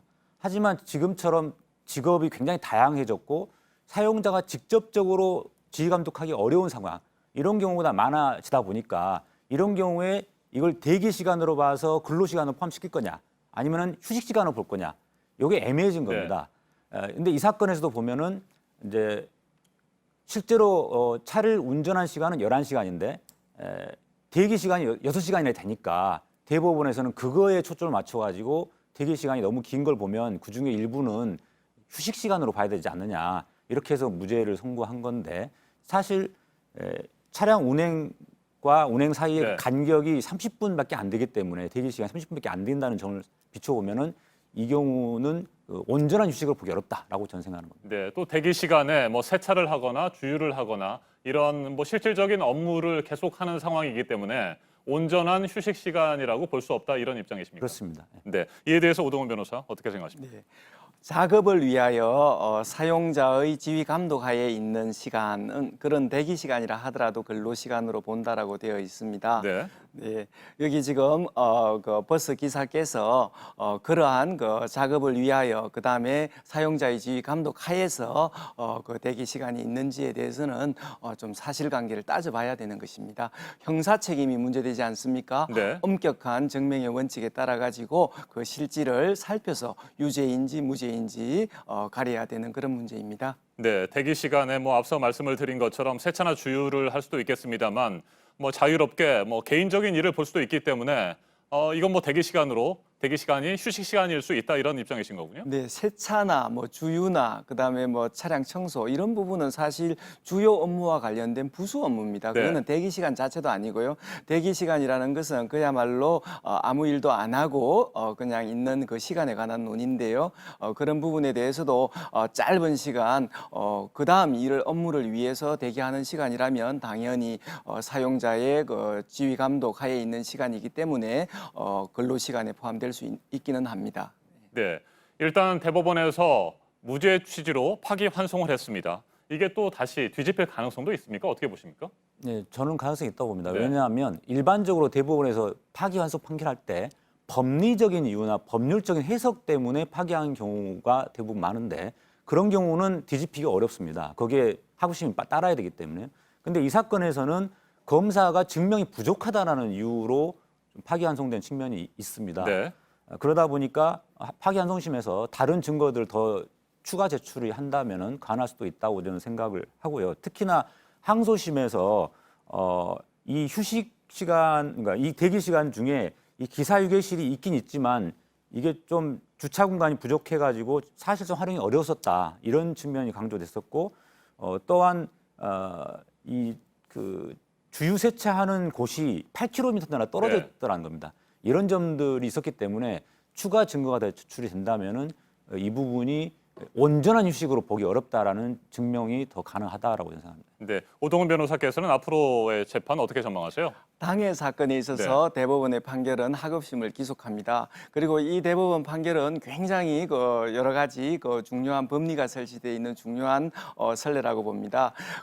대기 시간에 대해서 사용자의 지휘 감독이 미치느냐에 관해서 한 5가지 기준을 제시했습니다. 네. 제일 중요한 기준으로 근로계약의 내용, 두 번째 취업 규칙이나 단체 협약에 어떻게 규정되어 있는지, 그다음에 세 번째로는 업무의 내용, 업무 수행 방식, 그다음에 네 번째로는 어떤 사용자 휴게 시간에 대기 시간에 대한 사용자의 간섭 여부, 네. 그다음에 휴게실이 있는지 여부 등에 대해서 하급심 내지는 실무를 가이드하기 위해서 아주 세심한 기준을 제시되어 있는 훌륭한 판결입니다. 그래서 그런 부분 관련돼 가지고 검사가 이를 뒤엎는 어떤 혁기적인 증거를 내지 않는 이상 대법원 판결은 기속력을 발휘해서 무죄로 귀결될 것으로 봅니다. 알겠습니다. 앞으로 진행될 판결은 또 뭐 지켜봐야 될 것 같고요. 이번 사건에 대해서 여러 차례 판결이 뒤바뀐 것처럼 과거에도 뭐 비슷한 사례에 있어서 엇갈린 판결들이 꽤 많이 있었습니다. 가까운 사례로는 지난 4월입니다. 대법원이 19일 동안 쉼 없이 근무하다가 심근경색으로 사망한 관광버스 운전기사의 사건과 관련해서 업무상 재해를 인정을 했고요. 대기 시간이 온전한 휴식 시간이 아니다라고 판결을 내렸습니다. 이에 대해서는 어떻게 생각하십니까? 네, 그 부분은 이제 업무상 재해에 해당하는지 여부입니다. 네. 그래서 근무 중이면 업무상 재해에 해당한다는 것이거든요. 업무상 재해 여부를 판단하기 위해서 근무 중에 해당하는가 이 부분에 대해서는 굉장히 포괄적으로 봅니다. 예를 들어서 출퇴근 하는 경우에도 네. 근무 중으로 보고요. 그래서 관점 자체가 다른 것입니다. 네. 근무 중이라고 말씀을 하셨으니까 또 뭐 앞에서도 추가로 얘기 좀 나온 것처럼 말씀드리겠습니다. 여러 가지 좀 헷갈린 부분들이 좀 있는 것 같아요. 말씀을 좀 해주시죠. 방금 그 사안에서는 사실 어떤 측면이 좀 더 강조됐냐면은 그 전세버스 기사이셨는데요. 그러다 보니까 휴게 시설이 없었습니다. 네. 그러니까 일반적인 그 시내버스와 달리 그러다 보니까 이제 버스 안에서 휴식을 해야 되는 그 온전한 휴식을 취하기 어려웠다라는 점이 많이 강조됐었고요. 대기 시간이 굉장히 불규칙적이었습니다. 그러다 보니까 그 시간을 편하게 휴식할 수 있는 시간이 아니었다. 그러니까 대기 시간이냐 아니냐를 판단함에 있어서 사용자의 지휘 감독이 미치느냐 요거만 볼 게 아니라 그런 휴게 시설 등 종합해가지고 온전하게 편하게 쉴 수 있었느냐 이것도 종합적으로 봐야 된다는 겁니다. 이게 대부분 판례의 취지이거든요. 휴식을 위한 환경도 잘 살펴봐야 된다 이런 취지군요. 그렇습니다. 왜냐하면 사람은 기계가 아니기 때문에 휴식을 충분하게 취하지 못하는 상황이다. 그러면 이것은 사실상 대기 시간으로서 근로 시간의 연장으로 봐야 된다는 거죠. 네, 휴식 시간을 조금 주더라도 제대로 쉴 수 있는 공간을 마련해주지 않는다고 한다면 이건 온전한 휴식 시간으로 볼 수 없다 이런 판결인 것 같군요. 자, 또 하나의 판례를 좀 살펴보면 말이죠. 지난해 6월입니다. 버스 기사들이 연장 근로수당을 지급해달라고 요구하면서 소송을 제기했습니다. 임금 청구 소송인데 이때는 대기 시간 전부를 근로 시간으로 볼 수 없다 이런 판결이 내려졌습니다. 이건 왜 그렇습니까? 네, 이제 임금을 지급할 것인가의 문제잖아요. 그러면 이제 노무 제공의 대가로 임금이 지급되는 것이니까 그 대기 시간 중에도 임금이 지급되어야 되는 그 노무 제공 시간이 있고 그렇지 않은 시간이 있습니다. 그래서 그것을 가려서 임금이 지급되는 근로 시간을 산정해라 하는 그런 취지입니다. 예, 조금씩 그 어떤 그 법의 규정 취지에 따라서 다른 것이지 대부분 판례가 일관되지 않은 그런 것은 아닙니다. 사실은 해당 사건의 아주 그 세세한 부분들이 다를 수 있기 때문에 뭐 판결은 또 달리 날 수도 있는 것 같습니다. 그렇지만 전반적으로 앞에서 말씀드린 것처럼 핵심은 휴식 시간과 근로 시간을 어떻게 구분할 수 있느냐 이런 부분인 것 같고요. 이 부분도 제가 조금 추가로 더 말씀해 말씀드리자면은 대부분 판례가 뭐 왔다 갔다 하는 건 분명히 아니고요. 사안에 따라 다르게 판단해야 되기 때문에 이렇게 다른 판단이 나오는 건데 이 사안은 또 특이한 게 뭐냐면 그 여객 운송 사업자였습니다. 그러다 보니까 단체 협약이 있었는데 거기에서 이 근로 시간, 근무 시간을 대기 시간을 1시간을 반영을 했었습니다. 그러다 보니까 1시간을 초과한 부분까지 어떤 다른 용무를 받다고 하기는 어렵지 않느냐. 그러니까 한마디로 말하면은 사전에 노사 간에 합의된 내용 이거를 좀 중요시했던 판결이거든요. 그런 점이 좀 강조됐습니다. 알겠습니다. 이번 사건들뿐만이 아니고요. 사실은 뭐 근로를 하시는 분, 노동을 하시는 분 모든 분들이 다 마찬가지일 것 같습니다. 내가 지금 잠깐 쉬고 있는데 이게 과연 근로시간, 노동시간에 포함될 것이냐 말 것이냐. 여전히 혼란스러운 부분들이 좀 있어요. 그리고 실제로 다른 사례를 한번 살펴보면 뭐 외부 업체 접대를 위해서 골프 라운딩을 한 사람이 있었다고 합니다. 그래서 실제로 골프 라운딩을 하고 법인카드로 결제도 했고요.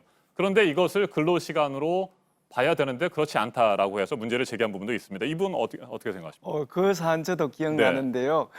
그 사안에서는 라운딩을 하면서 라운딩 파트너, 골프를 치는 사람을 누가 선정했느냐가 중요한 기준이 되었습니다. 예, 골프를 나가면서 나가는 사람이 라운딩 파트너를 선정을 했습니다. 대표이사가 이러이러한 고객들과 치세요 했으면 근로 시간에 포함될 여지가 굉장히 있었는데. 나가면서 자기가 원하는 사람을 데리고 나갔기 때문에 근로시간으로 보지 않았던 그런 사안으로 기억이 됩니다. 네, 서교 변호사님.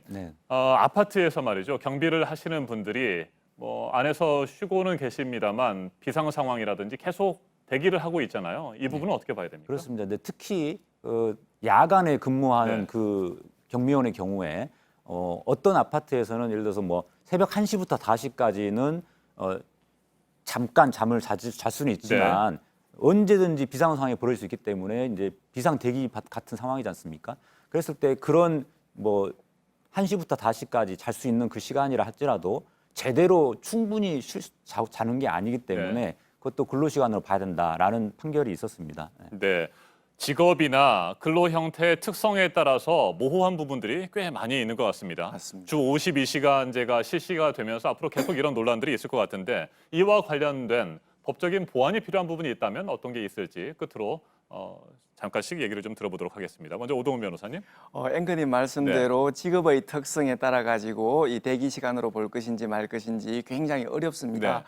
저는 이런 부분 관련돼 가지고 그 어떤 직업의 특성에 맞게 그 대기 시간 여부에 대해서 판정할 수 있는 위원회를 좀 잠정적으로라도 설치해서 그런 부분에 대해서 행정적으로 가이드라인을 좀 세워줬으면 좋겠습니다.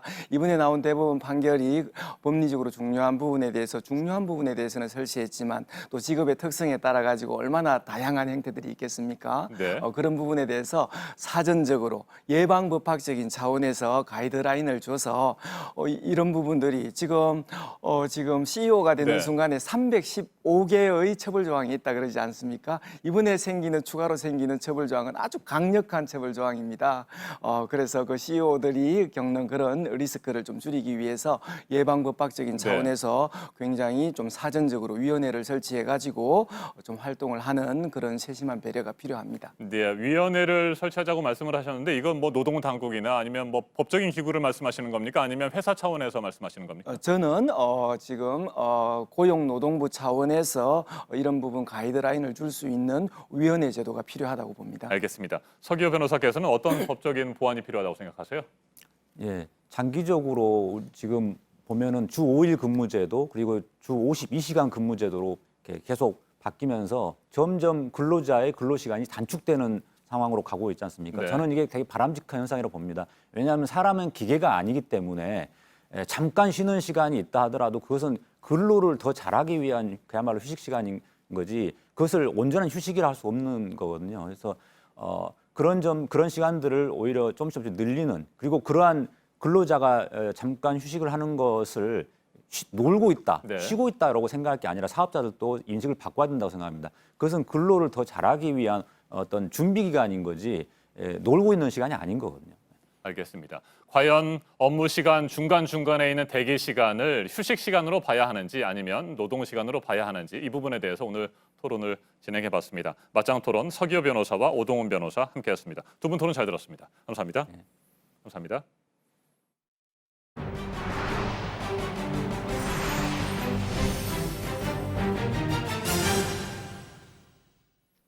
국회는 이제 인사청문회 정국입니다. 야당의 집중 타깃은 조국 법무부 장관 후보자와 한상혁 방송통신위원장 후보자입니다. 조국 후보자에 대해서는 이른바 산호맹 활동을 계속해서 문제 삼고 있고 새롭게 펀드 투자 문제도 거론하고 있습니다. 유한울 기자가 보도합니다. 한국당은 조국 후보자의 산호맹 활동을 연일 거론했습니다. 나경원 원내대표는 페이스북에 사회주의란 단어가 부끄럽지도 자랑스럽지도 않다는 법무장관 후보자에게 사실상 반성과 전향의 모습은 찾아보기 힘들다고 썼습니다. 조 후보자의 발언을 겨냥한 겁니다. 자랑스러워지도 않고 부끄러워하지도 않습니다. 뜨거운 심장이 있었기 때문에 국민의 아픔과 같이 하고자 했습니다. 조 후보자는 울산대 교수였던 1993년 산호맹 산하 단체에서 활동했던 혐의로 실형을 선고받은 바 있습니다. 민주당은 그러나 이명박 정부 시기인 2008년 산호맹 활동이 민주화 운동으로 인정받았다고 반박했습니다. 조 후보자 부인과 자녀가 2017년 사모펀드에 투자하기로 약정한 74억 원도 쟁점으로 떠올랐습니다. 조 후보자가 신고한 재산보다 투자 약정 금액이 더 많다는 게 야당의 문제 제기입니다. 후보자 측은 당시 약정은 설정만 한 것이고 계약상 꼭 그만큼 투자할 의무는 없었다고 해명했습니다. 또 법상 문제가 없는 간접 투자인 펀드에 투자한 것이며 현재 손실을 입고 있다고도 했습니다. 야당의 또 다른 표적은 한상혁 방송통신위원장 후보자입니다. 한 후보자가 가짜뉴스 규제에 힘쓰겠다고 한 것을 두고 방통위의 정치적 중립성을 훼손하는 일이라고 비판했습니다. JTBC 유한울입니다.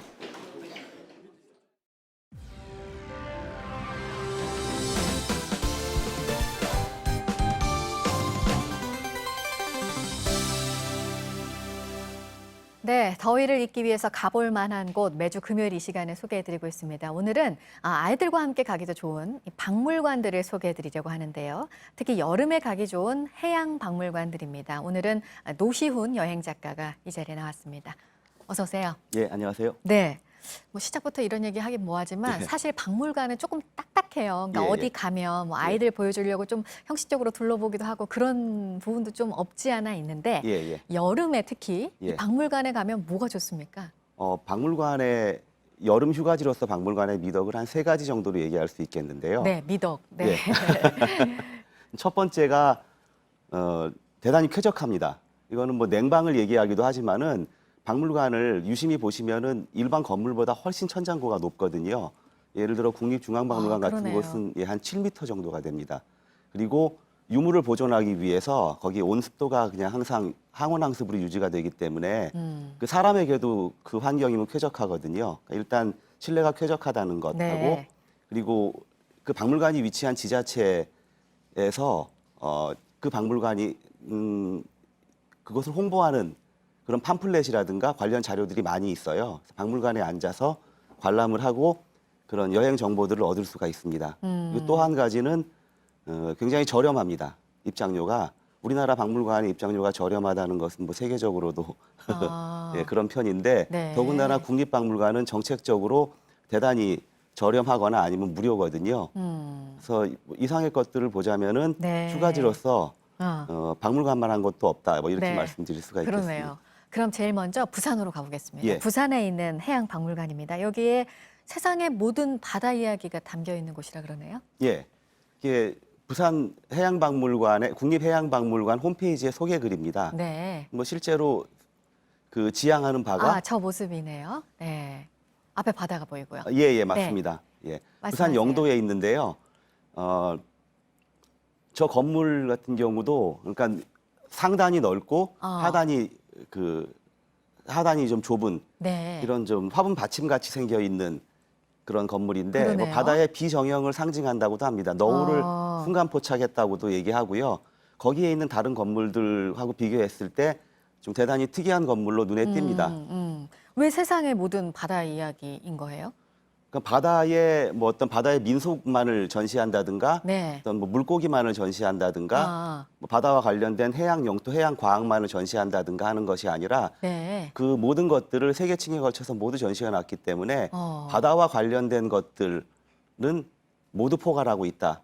그런 의미입니다. 네. 그리고 앞서 보니까 이제 바다를 이 박물관에서 한눈에 볼 수 있어요. 지금 예. 근처에 태종대가 있는 거죠? 여기 박물관 근처에. 예, 맞습니다. 네. 태종대가 부산 영도의 네. 맨 남단이 태종대이고요. 이 박물관을 나서서 여기까지가 차로 한 10분 정도 10분이면 가는 예, 예. 가는 제가 네. 걸어봤는데요. 한 시간 정도 걸어갑니다. 걸어가면 할 수 예, 있는 거예요. 예. 그 태종대가 좋은 점은 대단히 그러니까는 그 우리나라에 많은 관람 그러니까 전망이 좋은 곳들이 있지만 그러니까 태종대만큼 또 전망이 좋은 곳들도 이렇게 많지가 않거든요.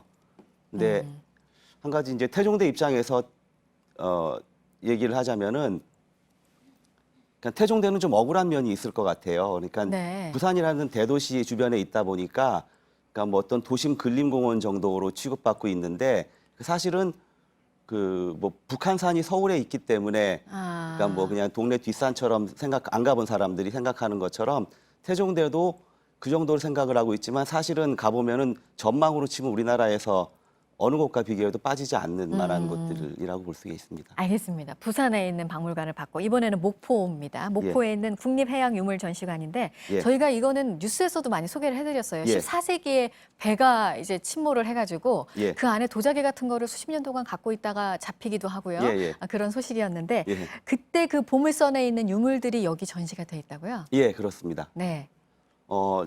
그때 보물선이 발견된 것이 1975년 어부가 발견을 했고 76년부터 발굴을 시작해서 약 네, 10년 네. 정도 발굴을 해서 그 부재라든가 나온 문화재들을 보관하기 위해서 만든 박물관이 바로 국립해양유물전시관입니다. 그 유물들을 전시하기 위해서 만들어진 박물관이네요. 예, 그렇습니다. 네. 어떤 것들 볼 수 있나요? 거기에 가면은 뭐 일단 다양한 도자기라든가 금속 화폐, 청동 숟가락, 뭐 거울, 비단, 향신료, 한약재, 박물관 측에서 밝힌 그 유물의 개수가 약 800만 점입니다. 그리고 이 유물도 중요하지만은 선박 본체를 볼 수가 있어요. 근데 선박 본체가 바다에 빠진 약 길이 34m 정도로 추정하는 본체가 바닷가에서 653년 동안 묻혀 있었음에도 불구하고 한 40% 정도가 부재가 다 살아 있었어요. 이게 바로 그 목재를 보관했던 갯벌의 힘인데요. 그 40%를 엮고 나머지 부분은 철제로 이어서 추정한 크기의 배들을 전시를 해놓고 있습니다. 두 개 층에 걸쳐서. 두 개 층에 걸쳐서. 그거 하나 보는 것만으로도 이 박물관을 찾아가는 가치가 충분하다 이렇게 생각이 됩니다. 네. 그리고 근처에는 갓바위가 있어요. 근데 보면은 낮에 봐도 멋있는 곳이 있지만 좀 밤에 보면 더 멋있는 데가 있잖아요. 여기가 그렇다고요? 예. 뭐 갓바위에 대해서는 뭐 천연기념물 500호로서 그러니까 뭐 그 파도가 깎고 바람이 날려서 만든 뭐 풍화열이라고 하는데요.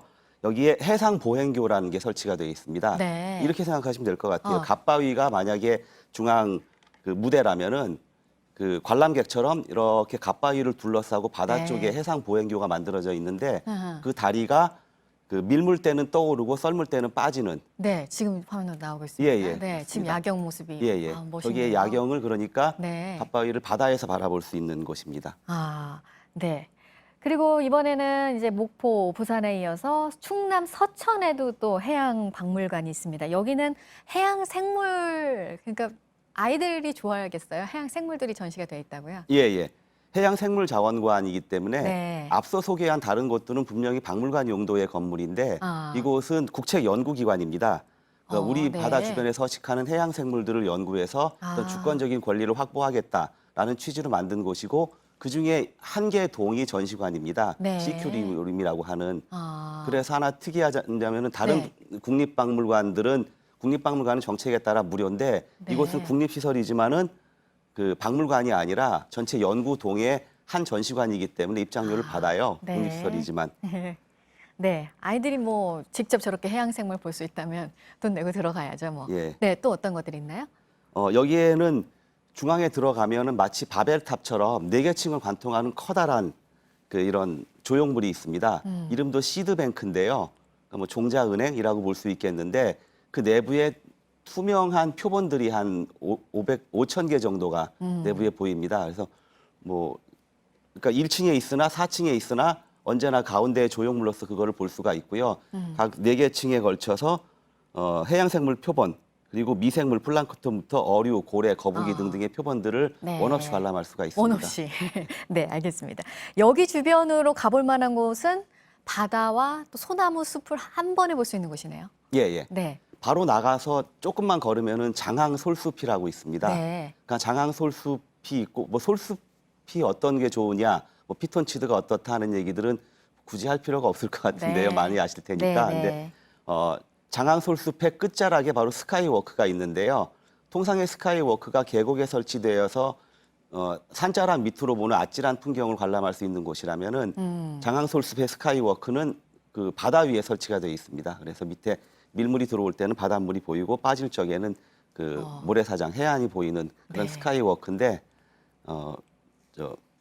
고소공포증이 있는 사람들은 거기 못 올라갑니다. 근데 요즘은 저렇게 스카이워크로 꾸며놓은 데가 많아서 또 좋아하시는 분들은 많이 가시더라고요. 알겠습니다. 오늘 박물관 여행 잘했습니다. 노시훈 여행작가였습니다. 잘 들었습니다. 예, 감사합니다. 네, 일본에서 들여오고 있는 석탄재, 우리는 시멘트 원료로 씁니다. 이 석탄재들에 대한 방사능 측정 결과를 그동안에는 일본의 서류를 믿었었습니다. 그런데 이걸 현장에서 일일이 확인을 하는 것으로 바꿔서 이달부터 시작을 하겠다는 게 정부 방침인데요. 석탄재뿐만 아니라 다른 일본산 수입품에 대해서도 검사를 강화하는 방안들이 검토가 되고 있습니다. 서복현 기자입니다.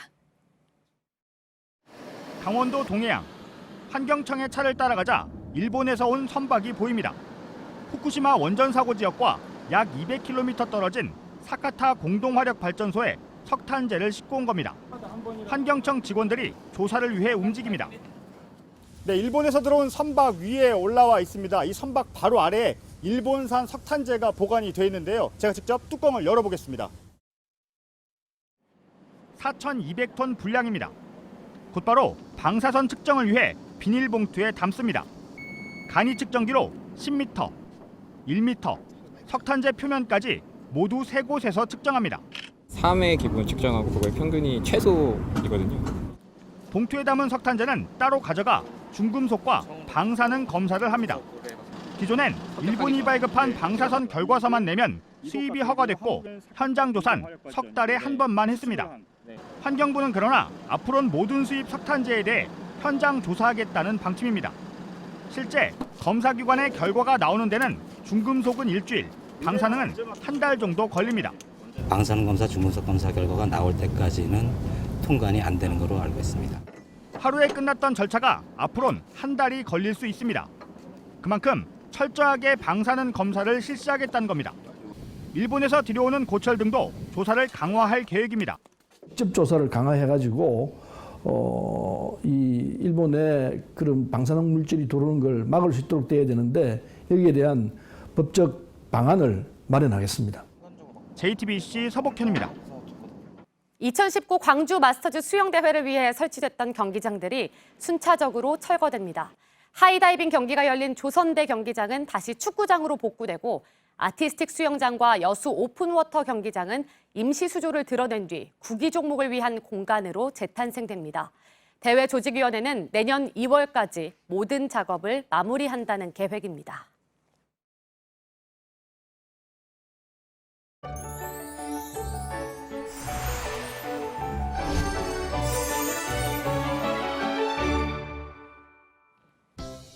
제10호 태풍 크로사는 밤사이 독도의 북동쪽 해상으로 빠져나갔습니다. 점차 일본 홋카이도 방면으로 향하면서 24시간 내에 온대 저기압으로 변해 소멸할 것으로 보고 있습니다. 따라서 오늘까지는 태풍의 간접 영향으로 비가 오겠습니다. 지금은 호남과 제주, 일부 해안 지역에 비가 오고 있는데요. 호남 지방은 아침에 대부분 그치겠고요. 오전 중 중부 지방에 다시 비가 시작되면서 오후까지 이어지다 모두 개겠습니다. 양은 최대 10mm로 많지 않겠습니다. 낮 기온은 다시 오르면서 전국이 30도에서 34도의 기온 보이겠습니다. 어제보다 크게는 4도가량 높을 것으로 예상됩니다. 오늘 서울이 31도, 광주가 32도, 대구는 34도까지 크게 오르겠습니다. 북한도 함흥이 34도로 더위가 기승을 부리겠습니다. 내일 다시 전국 곳곳에 비 소식이 있습니다. 주말 동안 오늘과 비슷한 수준의 더위 이어지겠습니다. 기상정보였습니다. 아침엔 뉴스워치, 오늘 하루 관심을 가지고 지켜봐야 할, 기억해야 할 뉴스 끝으로 정리해드립니다. 제10호 태풍 크로사가 밤사이 독도 먼바다로 빠져나갔습니다. 태풍이 물러남에 따라 독도와 동해 먼바다에 내려졌던 태풍특보는 오늘 새벽 4시를 기해 모두 해제됐습니다. 어제 하루 250mm의 폭우가 쏟아진 속초 등 동해안 곳곳에서는 피해가 잇따랐습니다. 오늘은 대구의 낮 기온이 34도까지 오르는 등 남부지방을 중심으로 무더위가 다시 시작되겠습니다. 지난 6월에 판문점 회동에 대해 트럼프 미국 대통령이 트윗으로 제안을 하고 10분 만에 북한 김정은 위원장으로부터 연락이 왔다고 밝혔습니다. 두 정상이 직접 통화를 했는지에 대해서는 밝히지 않았습니다. 천안함 사건 희생 장병들 가운데 한 명인 고 임재엽 중사가 사건 발생 9년 만에 상사로 진급합니다. 전사 또는 순직한 진급 예정자와 관련한 특별법이 지난달 말부터 시행되면서 유족이 진급 신청을 했습니다. 국방부는 최대한 서둘러 절차를 진행하고 이르면 이달 안에 진급 절차를 완료할 계획입니다. 일본의 경제 조치에 대응해서 국산화를 추진하고 있는 소재, 부품, 장비 분야 기술 창업 등에 중소벤처기업부가 154억 원을 투입합니다. 중량전 창업을 들리기 위해서는 318억 원을 지원하기로 했습니다. 오늘 전해드릴 소식은 여기까지입니다. 이상으로 JTBC 뉴스 아침엔 금요일 순서 모두 마치겠습니다. 건강한 주말 보내시기 바랍니다. 고맙습니다.